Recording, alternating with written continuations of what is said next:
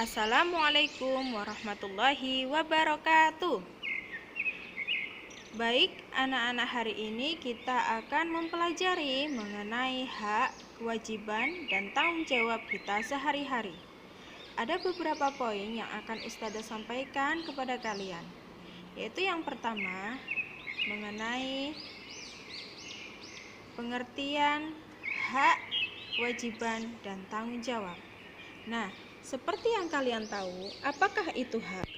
Hak adalah sesuatu yang harus didapatkan oleh setiap orang sejak lahir, bahkan sebelum lahir. Maksudnya, setiap orang pasti akan memiliki sebuah hak. Misalnya, contoh kalian memiliki hak untuk mendapatkan uang saku dari orang tua. Yang kedua yaitu kewajiban. Kewajiban adalah sesuatu yang wajib dilaksanakan setiap orang atau setiap warga negara sesuai dengan peraturannya. Nah, maksud dari kewajiban, saat kita sudah melaksanakan hak kita, maka seharusnya kita harus melaksanakan kewajiban. Yang ketiga yaitu tanggung jawab. Tanggung jawab adalah kesadaran manusia akan tingkah laku atau perbuatan yang sengaja maupun tidak disengaja. Contoh sederhananya seperti saat kalian melakukan permainan sepak bola. Jika kalian melakukan sebuah kesalahan, maka sebagai tanggung jawab kalian adalah mendapatkan konsekuensi dari seorang wasit. Contohnya mendapatkan kartu kuning sebagai peringatan dan kartu merah, seperti itu. Yang kedua yaitu macam-macam tanggung jawab. Selanjutnya yaitu macam-macam tanggung jawab. Yang pertama yaitu, ini yang perlu kalian ketahui bahwa tanggung jawab itu memiliki beberapa macam. Yang pertama adalah tanggung jawab terhadap diri sendiri. Contohnya, kalian melaksanakan tugas kalian seperti belajar, mengaji. Jika kalian tidak belajar dan mengaji, maka kalian tidak mendapatkan nilai yang baik. Bahkan kalian tidak belajar ngaji di rumah, maka kalian bisa-bisa tidak mencapai target. Nah, contohnya yaitu yang kedua, tanggung jawab terhadap keluarga. Nah, kalian di rumah juga harus bertanggung jawab terhadap keluarga seperti apa? Berbakti kepada kedua orang tua, membantu orang tua. Jika kalian memiliki adik, maka bisa membantu umi untuk menjaga adik. Yang ketiga yaitu tanggung jawab terhadap masyarakat. Tanggung jawab terhadap masyarakat, contohnya misalnya kalian bisa berkunjung atau bersilaturahim, bersosialisasi terhadap atau kepada tetangga sebelah atau tetangga sekitar kalian. Yang keempat yaitu tanggung jawab terhadap bangsa dan negara.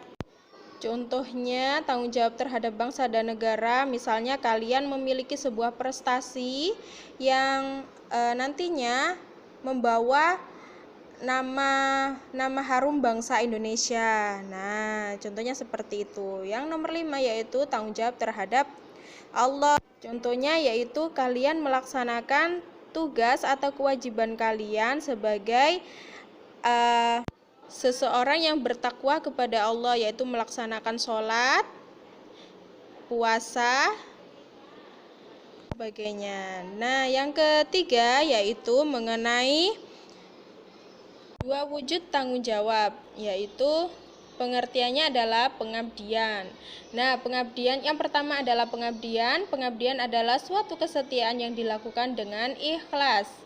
Jadi, sesuatu yang kita lakukan itu kita lakukan dengan ikhlas dari dalam hati. Yang kedua yaitu pengorbanan. Nah, apa itu pengorbanan? Pengorbanan adalah pemberian yang dilakukan dengan ikhlas, tidak mengharapkan imbalan atau tidak pamrih. Jadi, apa yang kita lakukan itu secara ikhlas dari dalam hati kita.